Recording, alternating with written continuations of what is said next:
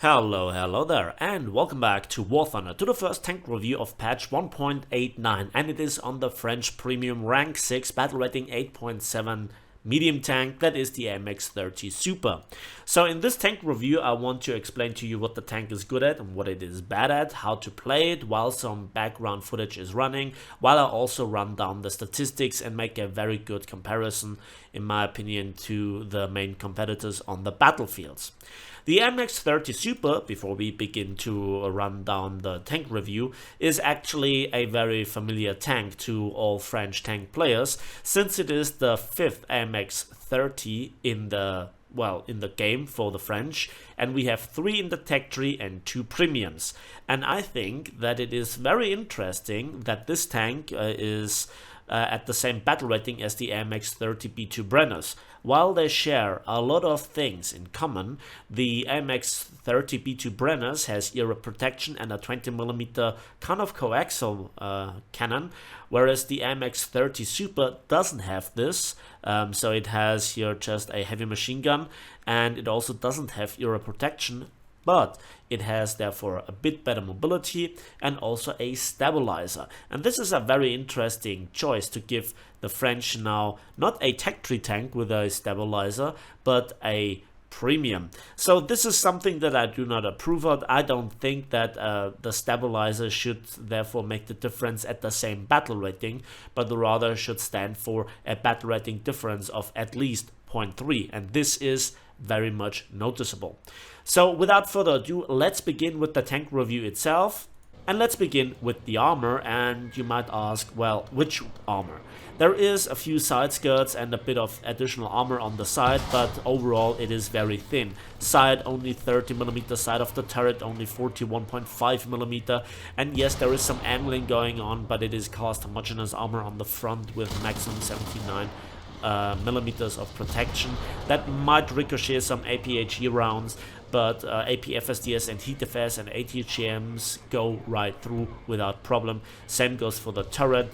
You can create some funny bounces, but any well-placed shot goes easily through the tank. The thickest part is here, this turret gun mantlet ring with 150mm, again cast homogeneous armor. There is also the big cupola, and then also the top of the tank is protected between 30, 20 down to 15 and also 5mm of deck protection. So the tank is in this respect trading a lot of things. First of all, it trades in the armor protection and therefore gains a lot of other things amongst the mobility. Before we continue to talk about this, I think that we go into the X-ray, and there we can see that we have almost a Russian setup of the Ammarax, the fuel tanks and the crew. So we have here in the front this big Ammarax, which you should empty, and then the driver and the loader are on the right hand side, whereas the gunner and the commander are on the left hand side. The gun breech is fairly small, but still everybody goes for it. It is the high tier syndrome, the high tier meta. Then there is also a big ready rack, or small ready rack, but a big rack here of ammunition in the back of the turret, which you should always aim for. Very noticeable is that the turret actually looks longer, okay, but this here is not a hit box, if you will. So you have to kind of aim, well, here. And as I said, it is not very well protected. The next thing is that here, those fuel tanks, they are at times a bit trolley, can absorb some damage, but again, a direct hit with AP-FSDS or HEAT-FS will not really be absorbed, but they can be trolley, and again, they then set you on fire. So an AP-FSDS round here at the turret ring height deals maximum damage and sets the tank on fire, so please notice that. So let's talk about some other stuff around this tank, and well, let's begin with the mobility. Looking at the numbers, we can see that the AMX-30 Super has 100 horsepower more in the engine than the Brenner's version, and it is also lighter, giving it a feelable higher horsepower to ton ratio of 23.3, which is the same as the new Italian premium main battle tank, the OF40 MTCA, and if not for the XM1, that would be the highest horsepower to ton ratio of all the premium main battle tanks throughout the nations. And that is really great. If you let the tank run in a straight line, you actually can reach the top speed of 65 kilometers per hour, and also the minus 27 kilometers per hour are unsurprisingly very well. If you need to retreat, if you need to reposition yourself, if you peek out, take a shot and then want to get out of there, that is really nice in typical French tradition. Sorry, I couldn't resist. And again, only the XM1 here is better. But overall, even with the neutral steering, sometimes the tank feels sluggish, sometimes the tank refuses to accelerate, and we also have the downhill gear shift bug between 6th and 7th gear, which is really annoying. But overall, the tank is really mobile, as you can see, and that is now where we have to talk about the business end of the tank.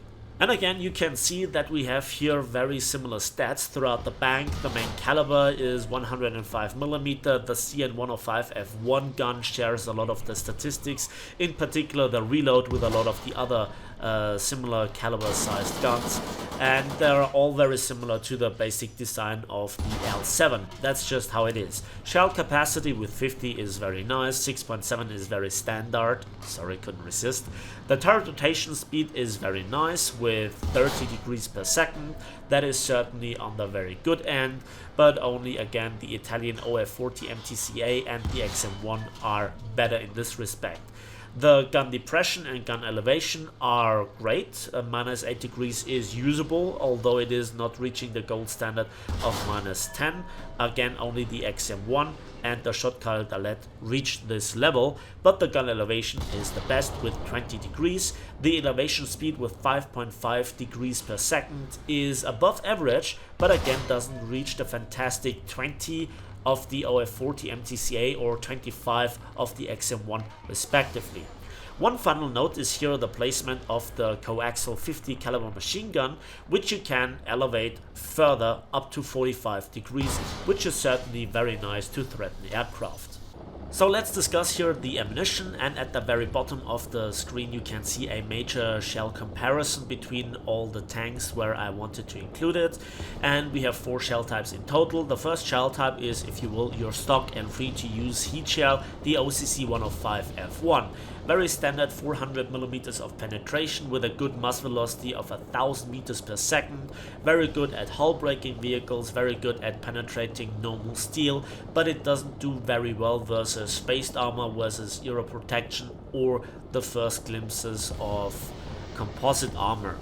But it is free to use, and if you like to spam your shells, and if you just are okay with lobbing shells over a ridgeline, then this is not the worst choice for doing so. Although lobbing shells over the ridgeline with 1000 meters per second, it's debatable.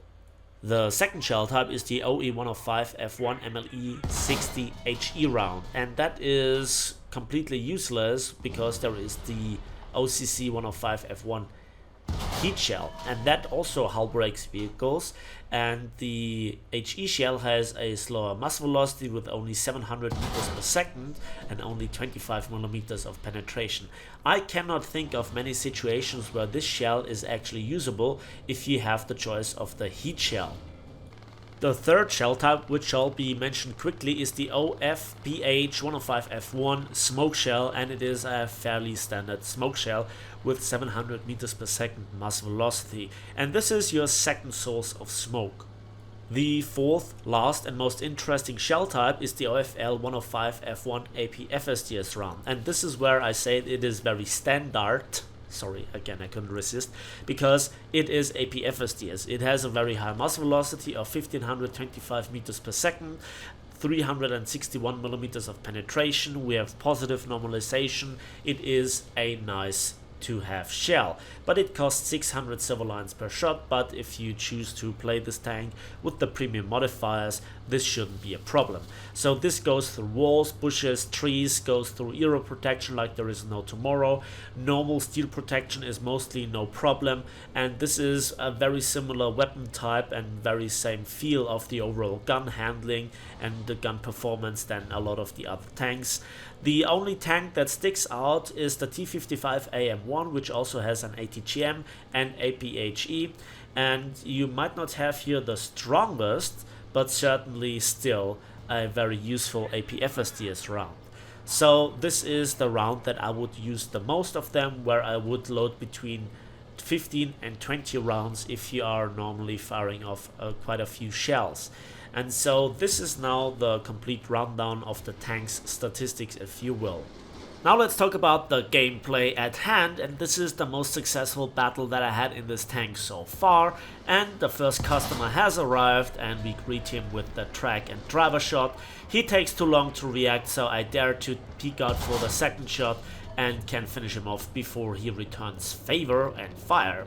And this is the first of many courses that I'll have in this French chef tank, and so we move on. And I saw here this tank, and obviously this can a one shot, good shot right there on an enemy XM1 that was tunnel visioning somewhere else, like this guy.